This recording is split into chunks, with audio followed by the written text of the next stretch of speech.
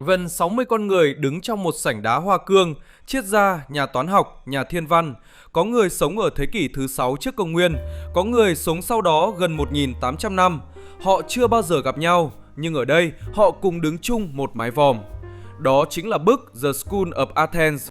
Trước hết, hãy hình dung tầm vóc của nó. Đây không phải một bức tranh nhỏ treo trong khung. Đó là một bức bích họa khổng lồ, rộng gần 8 mét và cao khoảng 5 mét. Tác giả là Raphael, khi đó mới chỉ 25 tuổi. Ông đã mất tận 2 năm để hoàn thành nó.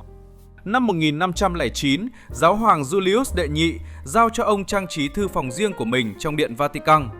Căn phòng ấy tên là Stanza della Segnatura, nơi giáo hoàng ký các văn kiện và cất giữ thư viện cá nhân.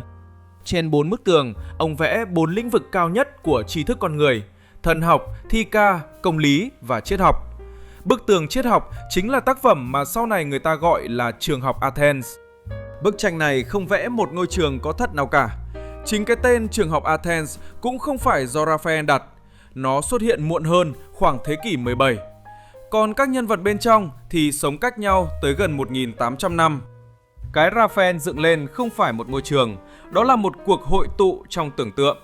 Ông gom mọi bộ óc vĩ đại của nhân loại vào chung một sảnh, như thể thời gian không còn tồn tại. Raphael không để lại bất kỳ ghi chép nào về danh tính các nhân vật. Suốt 500 năm, các học giả vẫn tranh cãi từng gương mặt là ai. Đây là bức tranh nổi tiếng nhất từng vẽ về tư tưởng con người, và nó cũng là một câu đố chưa có lời giải. Dưới đây là một tổng hợp các nhân vật đã được nhận diện hoặc vẫn còn đang tranh cãi. Thông tin được tổng hợp từ rất nhiều nguồn, nên nếu có gì sai hoặc cần đính chính, các bạn hãy để lại dưới phần bình luận nhé. Ở tâm bức tranh, ngay dưới đỉnh mái vòm, hai người đàn ông bước song song về phía người xem. Mọi đường nét kiến trúc trong tranh đều dẫn mắt về phía họ. Đây là trái tim của toàn bộ tác phẩm. Người bên trái, tóc bạc, râu dài, tay trái ôm một quyển sách. Quyển sách ông cầm là Timaeus, tác phẩm bàn về nguồn gốc vũ trụ.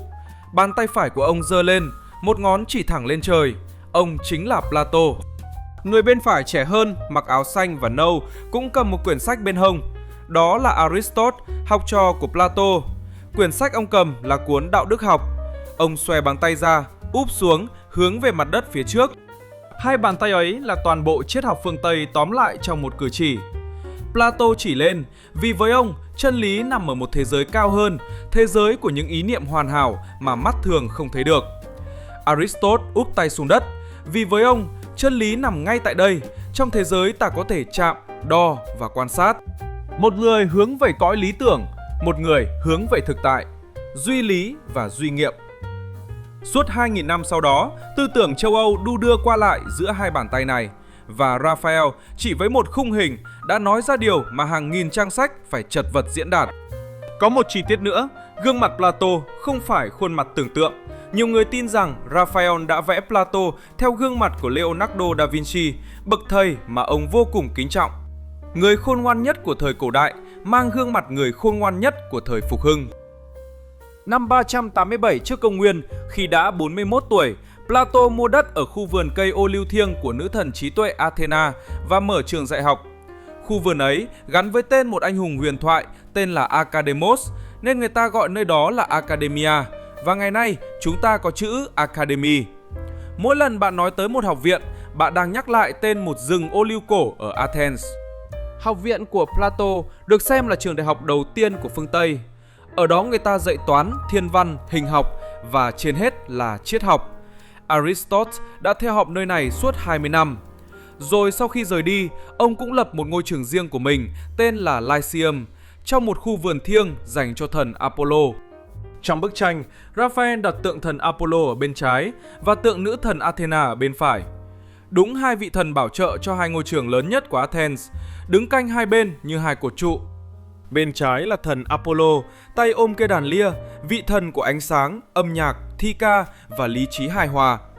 Bên phải là nữ thần Athena, còn gọi là Minerva, đội mũ giáp, vị thần của trí tuệ và chiến lược. Hai vị thần đứng cạnh hai bên như đóng khung toàn bộ khung cảnh bên dưới. Đi về phía bên trái, xuống góc dưới, có một người đàn ông ngồi cúi mình, chăm chú viết vào một quyển sách lớn. Quanh ông là những người trẻ chen nhau nhìn qua vai, cố chép lại những gì ông viết. Đó là Pythagoras. Nay, hầu hết chúng ta chỉ nhắc đến tên ông như một nhà toán học. Nhưng với người xưa, Pythagoras còn là một triết gia, người sáng lập cả một trường phái. Ông tin rằng cả vũ trụ được viết bằng ngôn ngữ của những con số. Trật tự của các vì sao, sự hài hòa của âm nhạc, hình dạng của vạn vật, tất cả đều có thể quy về tỷ lệ toán học. Trước mặt ông, một cậu bé đang giơ ra một tấm bảng nhỏ. Trên bảng là sơ đồ về các quãng nhạc hòa âm và một hình tam giác gồm các chấm gọi là tetractys, biểu tượng thiêng liêng của môn phái ông. Với Pythagoras, khi bạn gảy một sợi dây đàn và nó vang lên đúng nốt, bạn không chỉ nghe nhạc, bạn đang nghe toán học của vũ trụ cất tiếng. Ngay sau lưng Pythagoras, một người đàn ông đội khăn xếp, mặc áo choàng, nghiêng người nhìn qua vai để đọc những gì Pythagoras đang viết. Tay ông đặt lên tim như đang cảm thán. Ông được cho là Averroes, một triết gia Hồi giáo sống ở Tây Ban Nha thời Trung Cổ, tên thật là Ibn Rushd. Averroes chính là cầu nối. Khi châu Âu gần như quên hết Aristotle trong thời kỳ tăm tối, thì các học giả thế giới Hồi giáo vẫn gìn giữ, dịch thuật những tác phẩm ấy. Averroes viết những lời bình sâu sắc đến mức người châu Âu thời sau chỉ gọi ông đơn giản là nhà bình chú. Raphael đặt ông ở đây như một lời thừa nhận lặng lẽ. Tri thức của Hy Lạp cổ đại đến được tay phục hưng không phải bằng một đường thẳng. Nó đi vòng qua thế giới Hồi giáo rồi mới quay về. Lùi thêm về phía trái, có một người đàn ông đội trên đầu một vòng lá nho, mập mạp đang cắm cúi đọc sách, dường như chẳng bận tâm tới đám đông ồn ào quanh mình. Nhiều người tin đó là Epicurus, người sáng lập trường phái khoái lạc. Epicurus dạy rằng mục đích của đời sống là hạnh phúc, nhưng ông không nói tới sự buông thả. Với ông, hạnh phúc thật sự là sự vắng mặt của đau đớn và lo âu, một tâm trí thanh thản, một đời sống giản dị. Vòng lá nho trên đầu ông nhắc tới khu vườn nơi ông dạy học. Đối diện Epicurus là Zeno, nơi dựng nên phái Khắc Kỷ. Nếu Epicurus tìm hạnh phúc trong sự thanh thản, thì phái Khắc Kỷ tìm sự bình an bằng cách chấp nhận số phận và sống theo lý trí bất kể sóng gió. Hai trường phái, hai lối sống đứng cạnh nhau trong cùng một khung hình. Giữa nhóm bên trái có một gương mặt khiến ai cũng dừng lại, một người mặc áo trắng tinh đứng tách khỏi đám đông, và thay vì nhìn vào các triết gia, người ấy quay đầu nhìn thẳng về phía chúng ta. Có giả thuyết cho rằng đây là cháu trai của giáo hoàng, nhưng nhiều người tin đây là Hypatia, nhà toán học và triết gia của thành Alexandria, sống ở thế kỷ thứ 4 và thứ 5. Bà là một trong những phụ nữ trí thức nổi tiếng nhất của thế giới cổ đại, giảng dạy toán học và thiên văn, và cuối cùng bị một đám đông cuồng tín sát hại. Nếu gương mặt này thật sự là Hypatia, thì bà là người phụ nữ duy nhất trong toàn bộ bức tranh. Trở lại phía trên, bên trái trung tâm có một người đàn ông mặc áo màu xanh ô liu đứng giữa một nhóm nhỏ. Ông đang giơ tay lên, bấm từng ngón tay như đang liệt kê một chuỗi lập luận. Đó là Socrates, người thầy của Plato. Cử chỉ bấm ngón tay ấy chính là hình ảnh phương pháp của ông. Socrates không giảng bài, không tuyên bố chân lý. Ông đặt câu hỏi. Ông hỏi từng bước một, dẫn người đối thoại đi qua từng mắt xích lập luận, cho tới khi họ tự nhận ra mâu thuẫn trong chính suy nghĩ của mình. Người ta gọi đó là phương pháp Socrates, và tới nay vẫn còn được dạy trong các trường luật. Socrates cuối cùng bị chính thành Athens kết án tử hình vì những câu hỏi của ông bị coi là nguy hiểm với chính quyền của họ. Những người vây quanh đang lắng nghe ông chăm chú.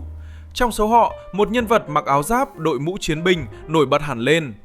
Nhiều người cho đó là Alcibiades, vị tướng trẻ đẹp trai và đầy tham vọng của Athens, học trò từng khiến Socrates vừa yêu quý vừa lo lắng. Cũng có ý kiến cho rằng đó là Alexander Đại Đế. Này giữa bức tranh, trên các bậc thang có một người đàn ông nằm dài ra một mình. Trong khi tất cả những người khác tranh luận thì ông cứ nằm đó, phơi mình ngay giữa lối đi, chẳng bận tâm ai bước qua. Đó là Diogenes. Diogenes thuộc phái khuyển nho, chủ trương sống thuận tự nhiên, từ bỏ mọi ham muốn về của cải, quyền lực và danh vọng. Tương truyền, ông sống trong một cái thùng gỗ, chẳng sở hữu gì. Khi thấy một cậu bé uống nước bằng bàn tay, ông ném luôn cái bát cuối cùng của mình đi vì nhận ra mình vẫn còn thừa một thứ.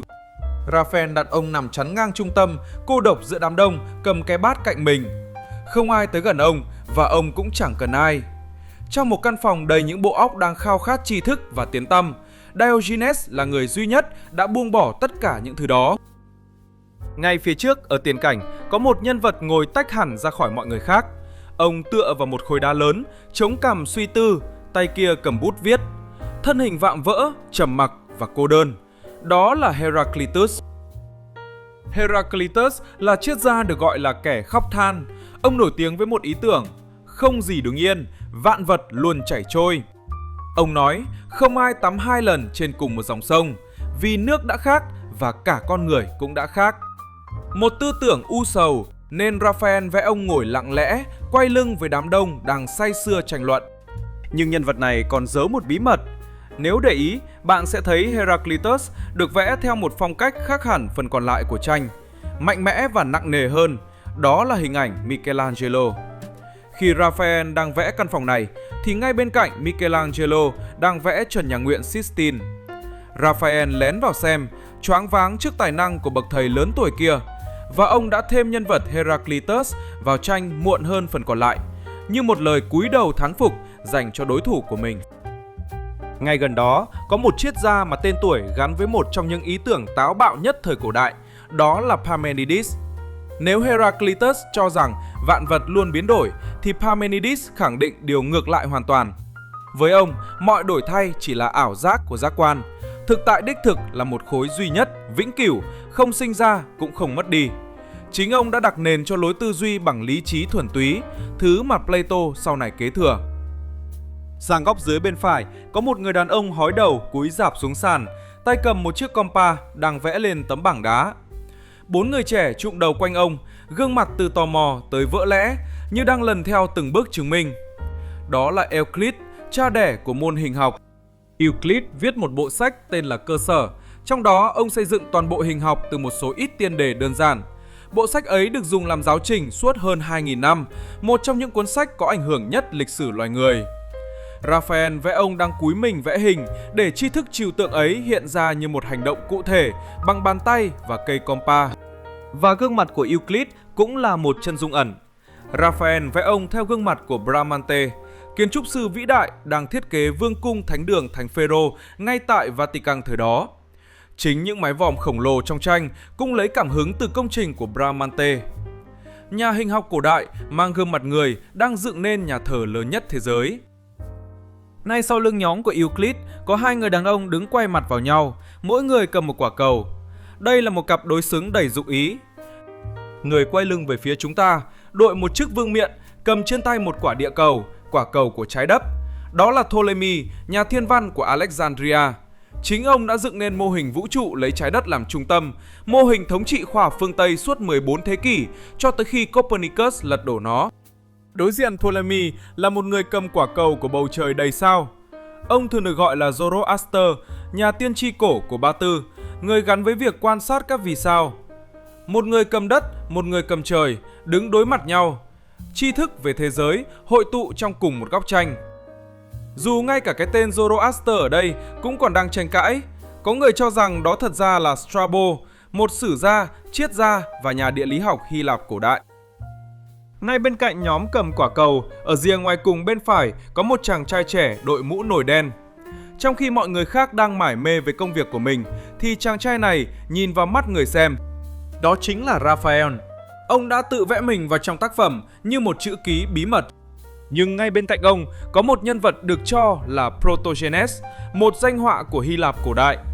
Chi tiết này mở ra thêm một tầng ý nghĩa, bởi mỗi khi nhắc đến Protogenes, người ta lại nhớ tới Apelles, họa sĩ của triều đình Alexander Đại Đế, được xem là bậc thầy hội họa số 1 thời cổ đại.